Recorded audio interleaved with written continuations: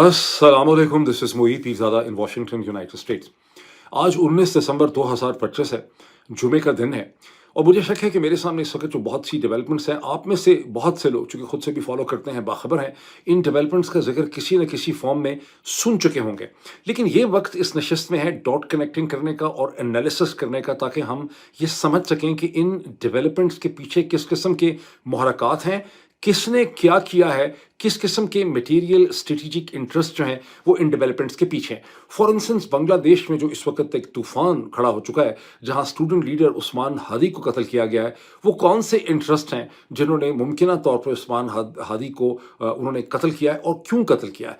उसके बाद पाकिस्तान के अंदर इस्लामाबाद हाई कोर्ट में जिस तरह से जस्टिस तारिक महमूद जहांगीरी को डी नोटिफाई कर दिया गया है, निकाल दिया गया है, ऑफ कोर्स फरिश्तों ने किया है, नामालूम लोग ने किया है, लेकिन इनके इंटरेस्ट किस किस्म के हैं और क्या एक बड़ी हकीकत है जिसे ये नज़रअंदाज कर रहे हैं, और कैसे खैबर पख्तूनख्वा के चीफ मिनिस्टर सुहेल आफरीदी को जो प्रोक्लेम्ड ऑफेंडर डिक्लेयर कर दिया गया है, इस्लामाबाद के एक जज ने उनके non bailable arrest warrant issue कर दिए हैं, ये और जस्टिस तारिक महमूद जहांगीरी के साथ जो हुआ है, ये दोनों चीज़ें कैसे आपस में जुड़ी हुई हैं, पाकिस्तान की स्टेट इंटरेस्ट जो हैं यहाँ पे किस तरह से मुतासर होते हैं।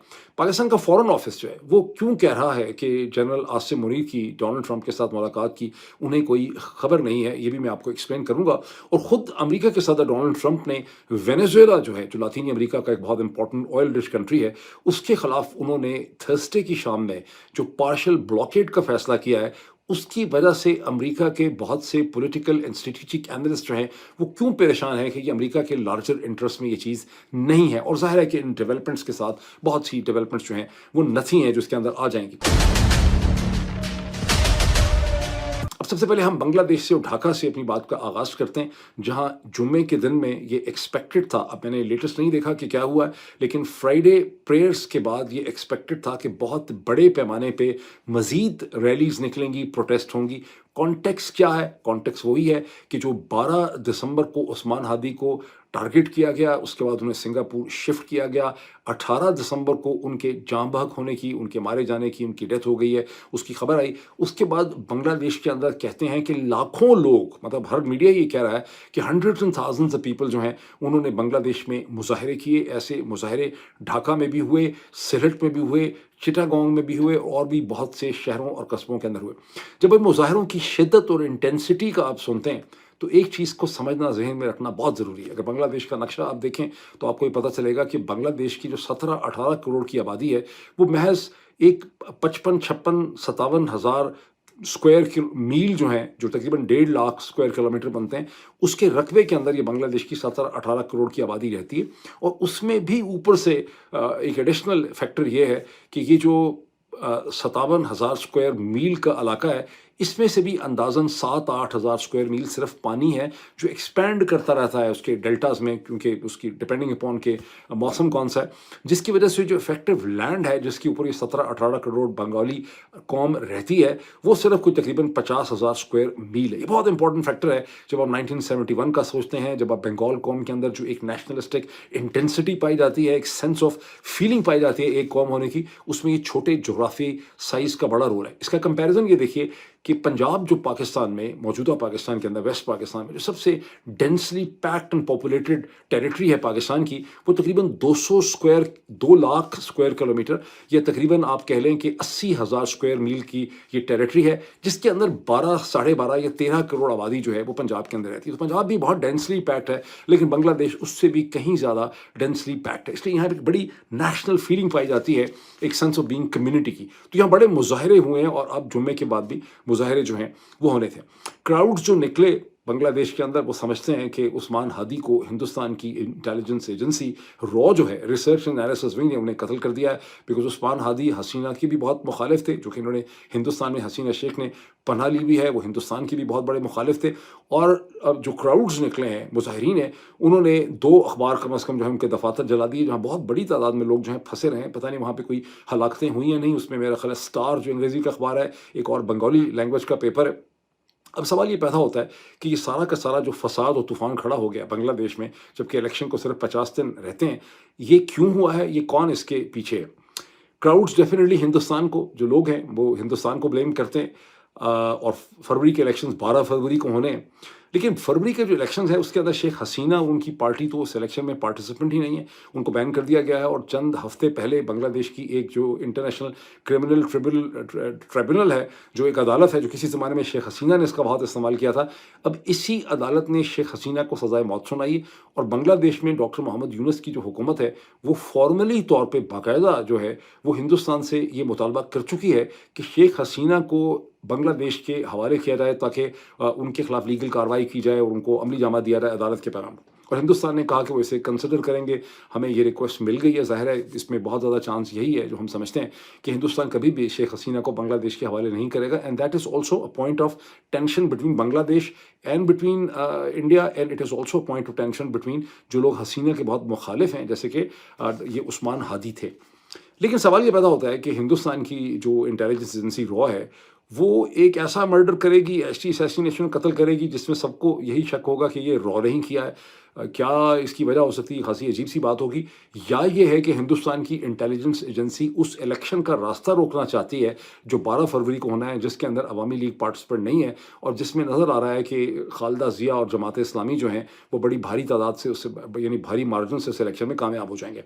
सो सवाल ये है कि जो कत्ल करने वाले लोग हैं जिन्होंने हमला किया है हादी के ऊपर, वो इलेक्शन के प्रोसेस को डिरेल करना चाहते हैं, जिसमें अब तकरीबन 50 दिन रह गए हैं। अगर आप देखें कि दिसंबर के 11-12 दिन रह गए हैं, 12 दिन दिसंबर के रह गए हैं, 31 दिन जनवरी के रह गए हैं, उसके बाद प्रैक्टिकली फरवरी के 10-11 दिन हैं, तो 50 दिन जो है वो इलेक्शन को रहते हैं। अगर ऐसा ही है जैसा मैं एनालिसिस आपके सामने रख रहा हूँ, इसका मतलब है कि आज के दिन में और आने वाले दिनों में बांग्लादेश में और भी बहुत सी वॉयलेंस और तबाहकारी हो सकती है, बिकॉज जिस ताकत ने और जिन अनासर ने हादी को टारगेट किया है, वो उस्मान हादी को टारगेट किया है, उनका मकसद उस्मान हादी ही नहीं है, वो बांग्लादेश की सूरत हाल और इलेक्शन से पहले की सिचुएशन को ख़राब करना चाहते हैं ताकि इलेक्शन ना हो। अब आपके ज़हनों में सवाल पैदा होना चाहिए कि बांग्लादेश की सियासत के स्टेक होल्डर्स कौन कौन है। एक तो ज़ाहिर है बांग्लादेश के अंदर की हुकूमत है, वहाँ के लोग हैं, जमात इस्लामी है, खालिदा ज़िया है, अवामी लीग है, ये सब स्टेक होल्डर्स हैं। अवामी लीग के भी इंटरेस्ट में होगा कि इलेक्शन जो है वो वक्त पे ना हो सकें, बिकॉज उनको इस इलेक्शन से बाहर रखा गया है और एक स्टेलमेट की सूरत हाल पैदा हो जाए। बांग्लादेश के एक्सटर्नल स्टेक होल्डर्स में ऑफ कोर्स हिंदुस्तान है, जिसे अगस्त 2024 का जो भी रेवोल्यूशन आया उसके नतीजे में हिंदुस्तान को जो है डिस्प्लेस कर दिया गया बांग्लादेश की पॉलिटिक्स से। बांग्लादेश का इस वक्त एक एक्सटर्नल स्टेक होल्डर पाकिस्तान भी है, जो इस नई सूरत हाल से बहुत खुश है और वो चाहेगा कि यही बैलेंस ऑफ पावर या यही पॉलिटिकल ओरिएंटेशन या ऑर्डर जो है बांग्लादेश का कंटिन्यू करे। बांग्लादेश का एक एक्सटर्नल स्टेक होल्डर चीन भी है, बांग्लादेश का एक एक्सटर्नल स्टेक होल्डर अमेरिका भी है। कोई भी स्टेक होल्डर यहाँ पे खेल सकता है। लेकिन आपके जहन में एक सवाल पैदा होना चाहिए कि बांग्लादेश के मौजूदा पॉलिटिकल बैलेंस ऑफ पावर का सबसे बड़ा स्टेक होल्डर कौन है?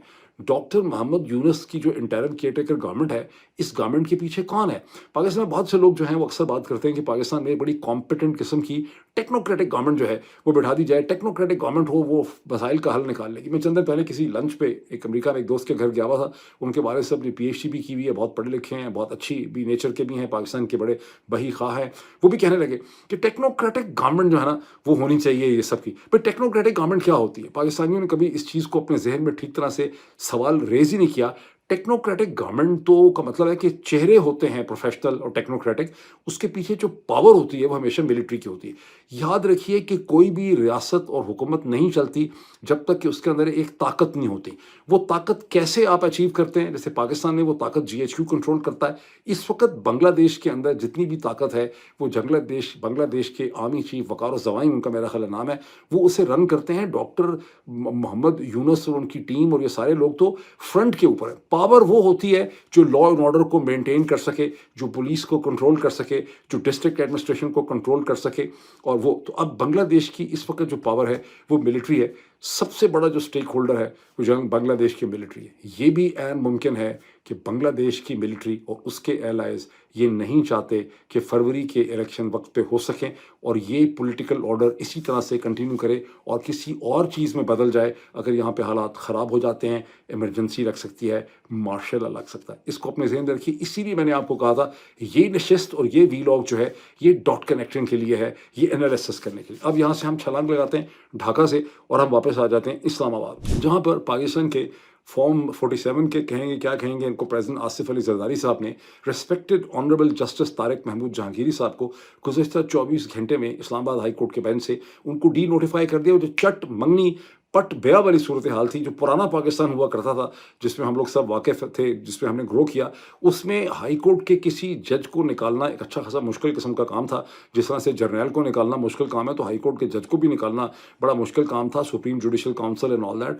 लेकिन यहाँ तो ऐसा हुआ कि इस्लामाबाद हाई कोर्ट के एक डिविजनल बेंच ने, जिसमें जस्टिस आज़म खान और सरफराज डोगर साहब ने, ऐसे करके फैसला किया और धड़ाम करके इस्लामाबाद हाई कोर्ट के रजिस्ट्रार ने जस्टिस तारिक महमूद जहांगीरी का सारा रिकॉर्ड गुम कर दिया, तस्वीर गुम कर दी, और टक करके प्रेसिडेंट ने उनको डी नोटिफाई जो है कर दिया on the recommendation of prime minister. तो लगता है कि सारे के सारे पहले से तैयार बैठे हुए थे। अब इसकी बहुत सी तफसीलात हम पहले डिस्कस कर चुके हैं। मैंने इसके ऊपर 2 वीलॉग्स किए। मैंने उन वीलॉग्स के अंदर बहुत ज़्यादा लोगों से रिक्वेस्ट की थी, जो पिंडी में हैं, इस्लामाबाद में हैं, वकला हैं, मैंने कहा जो गुजर खान तक हैं, बाराखू तक हैं, वाकट, उनको आना चाहिए। मेरा नहीं ख्याल कि कोई लोग आए हैं, कोई बहुत ज़्यादा, और ना आने की वजह यह है कि पाकिस्तान के अवाम और पाकिस्तान के वकला को ये एहसास ही नहीं है कि जजेस के साथ और हाई कोर्ट्स के साथ जो कुछ किया जा रहा है, इसके क्या कॉन्सिक्वेंसेस हैं लोगों के लिए, वकला के लिए और रियासत पाकिस्तान के लिए।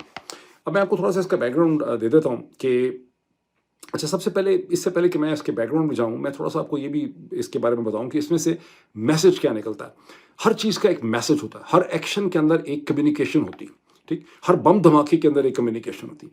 यहाँ पर इंटर सर्विसेज इंटेलिजेंस, ISI ने, मिलिट्री इस्टेब्लिशमेंट ने, ख़ास करके ISI ने, ये तो खाली ये मसला GHQ का भी नहीं है, ये खालिस्तान ISI का मसला है कि उन्होंने मैसेज ये दिया है तमाम हाई कोर्ट के जजेस को, इस्लामाबाद हाई कोर्ट के जज साहिबान को और पूरे पाकिस्तान के जज साहिबान को, पूरी लीगल कम्युनिटी को उन्होंने मैसेज दिया है कि जो जज ISI MI को आंख दिखाएगा, हमारे सामने खड़ा होगा, स्पाइनल कॉर्ड दिखाएगा, रीढ़ की हड्डी उसकी होगी, उसका हम यही हशर करेंगे जो हमने तारिक महमूद जहांगीरी का किया है। हम उसके स्कूल का रिकॉर्ड निकाल लेंगे, हम उसके बचपन की गर्लफ्रेंड ढूंढ लेंगे, हम उसके बेटे बेटियों की कोई रिश्तेदारियां ढूंढ लेंगे, और ये कि जब हम ढूंढेंगे तो यूनिवर्सिटियां भी हमें लिख के दे देंगी, हायर एजुकेशन कमीशन भी लिख के दे देगा, सुप्रीम जुडिशल काउंसिल भी हमारे साथ होगी, सुप्रीम कोर्ट भी हमारे साथ होगी, और कॉन्स्टिट्यूशनल कोर्ट भी हमारे साथ होगी, और हाई कोर्ट्स भी हमारे साथ होंगी, और मीडिया भी हमारे साथ होगा, डॉन अखबार के अलावा, और बाकी सारे के सारे जो हैं वो हमारे साथ होंगे। इसलिए हमसे डरो, हम खुदा का कहर है।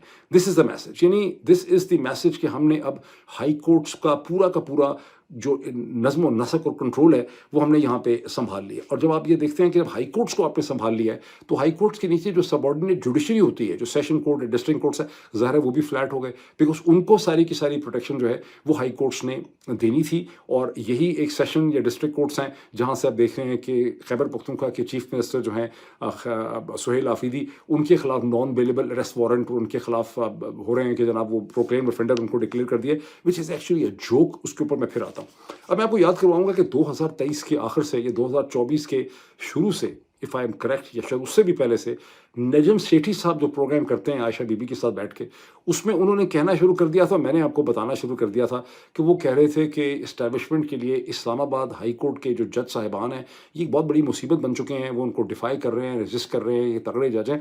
लेकिन to be honest and fair with Najam Sethi, उन्होंने ये भी कहा कि प्रॉब्लम ये भी है इस्टेब्लिशमेंट के लिए कि ये जज कोई प्रो इमरान या प्रो PTI किस्म के जज नहीं हैं, ये इंडिपेंडेंट माइंडेड किस्म के जज हैं, ये इमरान खान के भी खिलाफ थे, और इन्होंने डिफरेंट किस्म की पर्सनैलिटीज़ एंड जो इश्यूज़ हैं या प्रिंसिपल्स हैं उस पर उन्होंने स्टैंड लिया। वैसे नजम सेठी साहब इतने पढ़े लिखे, इतने समझदार, दानश्वर हैं कि उनको चाहिए था कि ज़्यादा एक्सप्लेन करते कि जुडिशरी का मसला पाकिस्तान की मिलिट्री इस्टेब्लिशमेंट के साथ है क्यों, क्या है, और क्यों इस्लामाबाद हाई कोर्ट जो सीट ऑफ कॉन्फ्रंटेशन है between the intelligence agency and between the judiciary, उनको इतना स्टैंड जो है वो क्यों लेना पड़ रहा है। मैं थोड़ा सा आपको एक्सप्लेन करता हूँ, ये बहुत इंपॉर्टेंट है इसको समझना। हाई कोर्ट्स होते क्या हैं, हाई कोर्ट क्या चीज़ है। 12वीं सदी में, और ये चाहिए था नजम सेठी साहब को बताते, 12वीं सदी में जब बरतानिया के अंदर इंग्लैंड होता था, जब ब्रिटेन नहीं था, जब इंग्लैंड होता था, तो इंग्लैंड में जो बादशाह होता था, सबसे बड़ा बदमाश जो होता था, लैंड ग्रैबर, वो बादशाह होता था।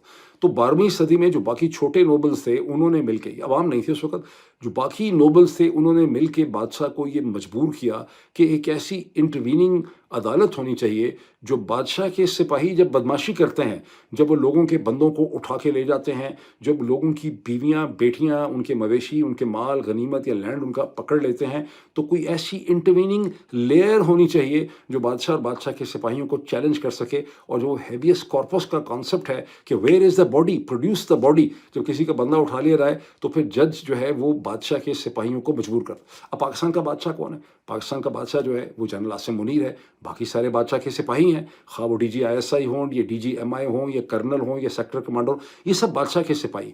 ان کا مقابلہ الٹیمیٹلی کون ان کا راستہ روکے گا؟ ان کے اور رعایا کے درمیان میں, نوبلٹی میڈیا کے درمیان میں ہائی کورٹس ہوں گی جو لوگوں کو ایک پروٹیکشن دیں گی. اور یہ سسٹم کا ایک ان بلٹ بیلنس ہے جو پاکستان نے گزشتہ 20-25 برس میں ایکسرسائز کیا ہے. یہی وجہ ہے کہ جب ہم لوگوں کے خلاف پہلے کیسز بننے لگے, ہمیں تھریٹس تھیں, تو ہم اسلام آباد ہائی کورٹ میں جا کے کھڑے ہو جاتے تھے جسٹس اطہر بین اللہ کے سامنے کہ جی ہمیں خطرہ ہے کہ پولیس ہمیں اٹھا لے گی. اور ہائی کورٹ ایسے کر کے ٹھک کر کے آرڈر ایشو کرتی تھی کہ ان جرنلسٹ کو اسلام آباد کیپٹل ٹیریٹری کی سرزمین اور اس کی حدود کے اندر سے کوئی اٹھا نہیں سکتا تھا. میں نے بڑے مہینے وہ بھی گزارے اسلام آباد میں کہ میں اسلام آباد سے لاہور نہیں جا سکتا تھا, بیکاز مجھے خطرہ تھا کہ اگر اسلام آباد سے باہر نکلیں گے تو کہیں آپ کو اٹھا نہ لیں, کہیں آپ کو پکڑ نہ لیں, آپ کو گم نہ کر دیں. اب جو وکیل ہیں بہت زیادہ پاکستان کے, وہ ان چیزوں کو سمجھ نہیں سکتے. اس کی وجہ یہ ہے کہ پاکستان کے 90% جو وکلا ہیں وہ 90% ٹائم صرف 2 چیزوں کی ان کی پریکٹس ہوتی ہے. وہ ہوتی ہے اسٹے آرڈر کی, اور دوسری ہوتی ہے ضمانت اور بیل کی. اس کے علاوہ بہت کم ان کے پاس کیسز آتے ہیں, اور چند درجن ہی ایسے وکیل ہیں جو بہت زیادہ سوفیسٹیکیٹڈ یا مشکل قسم کے کیسز دیتے ہیں. اگر وکلا جو ہیں وہ قانون کے فلسفے سے, اور زیادہ تر یہ جو کتابیں اٹھا کے پھرتے ہیں اس میں سیکشن 93/4/123 ہمارا کانسٹیٹیوشن یہ کہتا تھا, پہلے سپریم کورٹ نے فیصلہ کیا, یہ اس قسم کی باتیں ٹی وی میں بھی آ کے دہراتے رہتے ہیں. بہت ہی کم وکلا ایسے ہیں, جیسے سلمان اکرم ڈارا صاحب ہیں, جیسے بیرسٹر اعتزاز احسن ہیں, جیسے اور بہت سے لوگ ہیں جو قانون کے فلسفے سے, اس کی تاریخ سے, اس کے ارتقاء اور اس کی ایولیوشن سے واقف ہیں, جن کو یہ سمجھ ہے کہ لاہور کے ہائی کورٹس کی سگنیفیکنس اور امپورٹنس کیا ہے, اور ہائی کورٹ کو بچانا کیوں ضروری. اگر پاکستان کے وکلا کو اسلام آباد bar association, high court bar association, Rawalpindi کے وکلا کو ذرا بھی اندازہ ہوتا کہ ہائی کورٹس کا ان کی اپنی زندگی میں کیا امپورٹنس ہے اور ہائی کورٹس کے ختم ہونے سے انہیں کیا نقصان ہوں گے, تو وہ کھڑے ہو جاتے اپنے جج صاحبان کو بچانے کے لیے, جو انہوں نے بالکل بھی نہیں کیا. اب امریکہ میں دیکھیں کیا ہوا ہے. امریکہ میں دیکھیں گزشتہ 24 گھنٹے میں یہ خبر لگی ہے, نیو یارک ٹائمز کی میں دیکھ رہا تھا, کہ امریکہ کے صدر ڈونلڈ ٹرمپ, جو بہت پاپولر بھی ہیں, طاقتور بھی ہیں, وہ اب ایک اپیلز کورٹ پہ جا رہے ہیں, کیونکہ پہلے انہوں نے ہارورڈ یونیورسٹی کے جو پیسے بند کیے تھے اس کی فیڈرل گرانٹس کے, ہارورڈ نے جا کے ایک فیڈرل جو کورٹ ہے, ڈسٹرکٹ کورٹ یا سیشن جو سرکٹ فیڈرل کورٹ ہے, اس نے کہا کہ پریزیڈنٹ غلط کہتا ہے, یہ پیسے ہارورڈ یونیورسٹی کے نہیں روکے جا سکتے. اب پریزیڈنٹ کے پاس کوئی آپشن نہیں ہے, پریزیڈنٹ کی ٹیم مسلسل تیاری کر کے ایک اپیلز کورٹ میں جائے گی, اور اپیلز کورٹ نے اس کی بات نہ مانی تو پھر سپریم کورٹ میں جائے گی, اور وہاں بھی میرا نہیں خیال کہ ان کو ہارورڈ یونیورسٹی کے خلاف کوئی بہت زیادہ کامیابی حاصل ہو سکے. یہ آپ دیکھیں, یہ وہ انٹرویننگ لیئر ہے جو بادشاہ کا راستہ روکتی ہے. امریکہ کا بادشاہ کون ہے؟ Donald Trump. اس کا راستہ کون روک رہی ہے؟ ڈسٹرکٹ, سیشن یا سرکٹ کورٹ یا فیڈرل کورٹ. اس کے اوپر کون سی ہے؟ Appeals court. اس کے اوپر کیا ہے؟ اس کے اوپر امریکہ کی سپریم کورٹ. اب ISI کا جو المیہ ہے, بنیادی طور پہ ISI ایک ٹیکٹیکل ایجنسی ہے, in like the central intelligence agency CIA یا ہندوستان کی جو انٹیلیجنس ایجنسی ہے را, یہ بڑی پڑھی لکھی ایجنسیز ہیں, یہ ان کا ایک ویژن ہے. انفارچونیٹلی ISI کا جو کوئی بھی میرٹ تھا وہ ختم ہو چکا ہے, اور ISI ایک ٹیکٹیکل ٹول بن گئی ہے آرمی چیف کے ہاتھ میں. ISI کا پاکستان کی ریاست اور اسٹیٹ کے حوالے سے کوئی ویژن نہیں. اگر ISI کے میجر جنرلز کا, اس کے جو DGs ہیں 12, ان کا کوئی ویژن ہو کہ پاکستان کی ریاست کا کیا ہوگا, اور جو کچھ ہم کر رہے ہیں ڈاؤن دا لائن 5 سال کے بعد اس کا کیا ہوگا, 10 سال کے بعد اس کا کیا ہوگا, فوج کا کیا ہوگا, تو یہ جو ساری حرکتیں اور چیزیں کر رہے ہیں یہ نہ کر سکیں. میں یہ سمجھتا ہوں, اب نوٹ کیجئے کہ گزشتہ چند ہفتوں میں کیا ہوا. جسٹس اطہر بین اللہ نے ریزائن کر دیا, 27ویں ترمیم کے بعد سپریم کورٹ ختم ہو گئی. جسٹس اطہر بین اللہ, اس کے بعد جسٹس منصور علی شاہ نے ریزائن کر دیا, کچھ اور بھی جن کے نام مجھے یاد نہیں ہے, لاہور ہائی کورٹ وغیرہ کے جسٹسز, انہوں نے ریزائن کر دیا.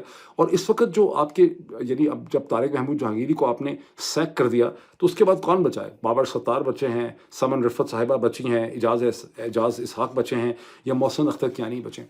Together, these are the men and women. These men and women constitute the class, the thinking class of Pakistan, the thinking political class, the intellectual class, the legal class, intellectual class of Pakistan, جو ریاست کو بچانے کے لیے کھڑی ہوئی ہے. بابر ستار سے میری ملاقات پتہ نہیں کب سے ہے, لیکن 2007-8 کے بعد سے جب میں ملا بابر ستار کو، جب وہ وکیل تھے، پھر میرے ساتھ پروگرام کرتے رہے، میری ان کے درمیان صرف لڑائی ہوتی تھی. میں آپ کو حلفیہ بتا سکتا ہوں، Babar Sattar was always dead against Imran Khan.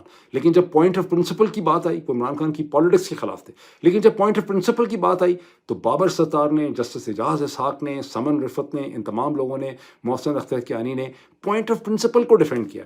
I S آئی کا دل و دماغ اتنا چھوٹا ہے، یہ اتنے ٹیکٹیکل ہو چکے ہیں، یہ اتنے بیچارے ختم ہو چکے ہیں، ٹھیک ہے، کہ ان کو یہ سمجھ نہیں آ رہی کہ جن کے ساتھ ان کا جھگڑا ہے وہ پوائنٹ آف پرنسپل کا ہے، وہ اسٹیٹ کے انٹرسٹ میں ان کا راستہ روک رہے ہیں، اور یہ اسٹیٹ کا جو ہے بخیے جو ہیں اس کے ادھوڑ رہے ہیں. اس کلاس کو انہوں نے ختم کر دیا ہے جس کلاس نے اسٹیٹ کو بچانا تھا.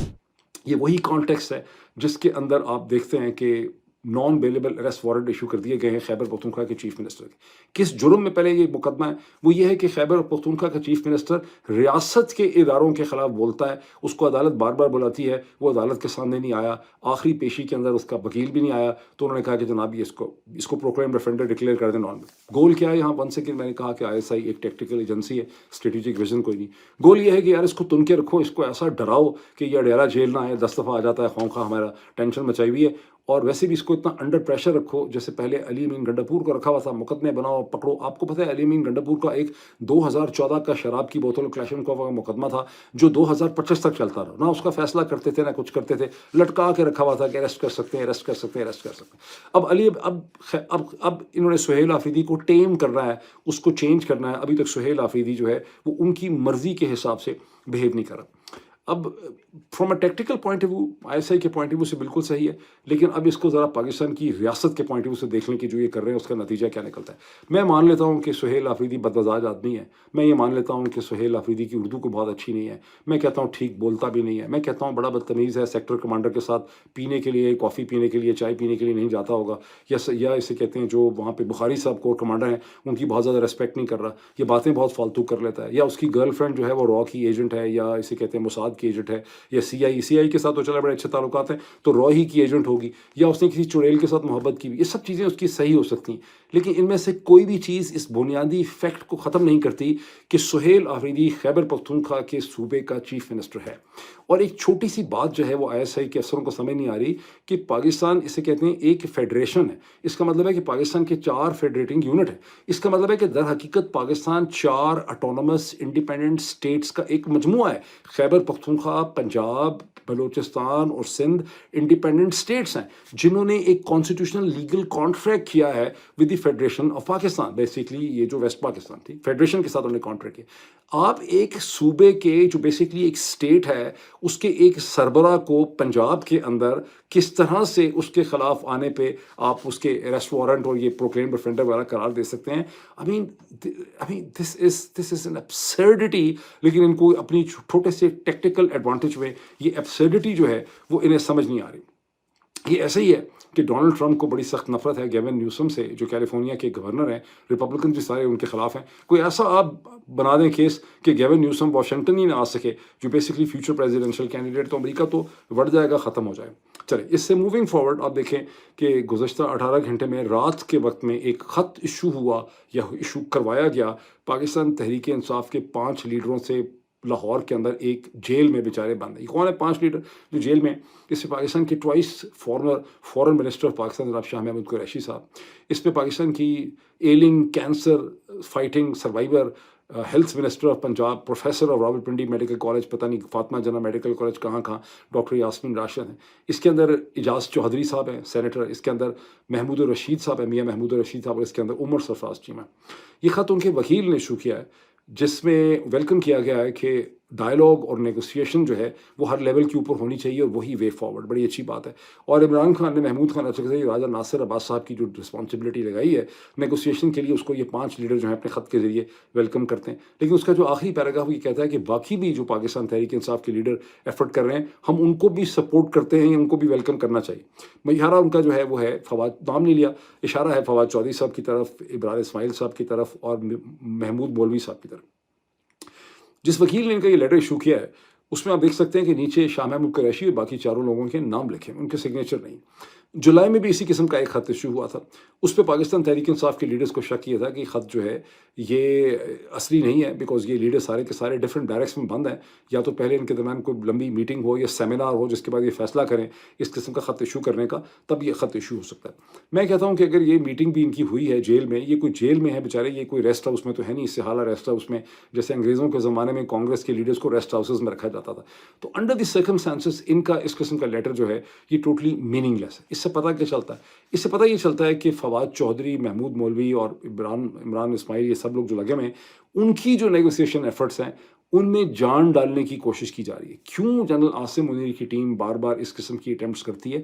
इसलिए कि उन्हें एक विक्टर्स नेगोशिएशन चाहिए, जिस तरह से अमेरिका और एलाइज को दूसरी जंग के दिन के बाद जब जर्मनी को शिकस्त हो गई और जापान के ऊपर 2 एटम बम फेंक दिए हिरोशिमा नागासाकी के बाद, तो वो जो विक्टर्स एग्रीमेंट था वो उनको चाहिए इमरान खान से और पाकिस्तान तहरीक इंसाफ। वो विक्टर्स, उनको पता है कि हमें चाहिए एक नेगोशिएशन इन द एंड, लेकिन वो विक्टर्स एग्रीमेंट उनको नहीं मिल पा रहा और उनको उनको एहसास है कि हमें चाहिए कि एग्रीमेंट, विक्टर्स एग्रीमेंट उनको नहीं मिल रहा। इस किस्म की तमाम अटेम्प्ट्स के ज़रिए इमरान खान के ऊपर एक इखलाकी मॉरल दबाव बढ़ाने की कोशिश जो है वो की जाती है। अब आएँ इस इंटरेस्टिंग डेवलपमेंट पे, जहाँ पाकिस्तान के फॉरेन ऑफिस के स्पोक्स पर्सन ने गुज़िश्ता 24 घंटों में इस चीज़ को डिनाई कर दिया है, जो रॉयटर्स की स्टोरी थी कि इमरान के जनरल आसिम मुनीर साहब की डोनाल्ड ट्रंप के साथ मुलाकात होगी।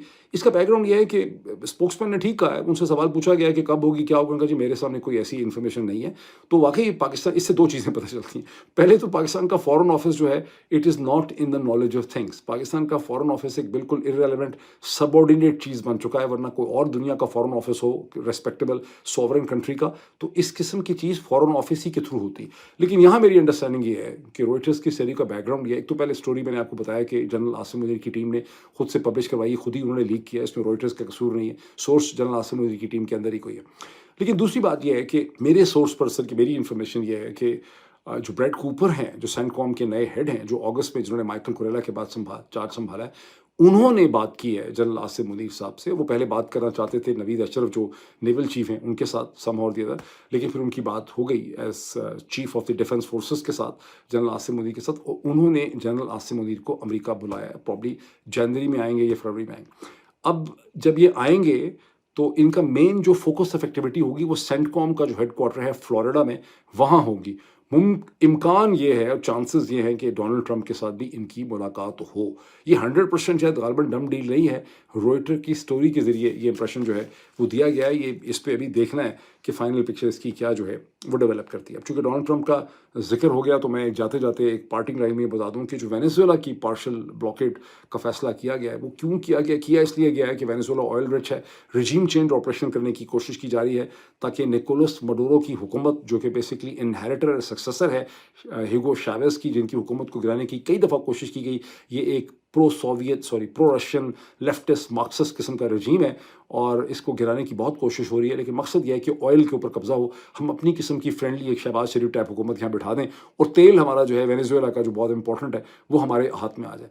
रिस्क ये है, जो अमेरिकन पॉलिटिकल एनालिस्ट कहते हैं, कि जब अपने ब्लॉकेड कर रहे हैं आप ड्रग स्मगलर्स का नाम लेके, तो चीन जिसने बहुत ज़्यादा एक्सपेरिमेंट्स कर रखे हैं या प्रैक्टिस की भी है, ताइवान का ब्लॉकेट कर रहे हैं, क्योंकि कल को अगर उसने ताइवान का ब्लॉकेट कर दिया तो अमेरिका के पास क्या जवाब होगा कि ताइवान का ब्लॉकेट करना जो है वो सही नहीं है।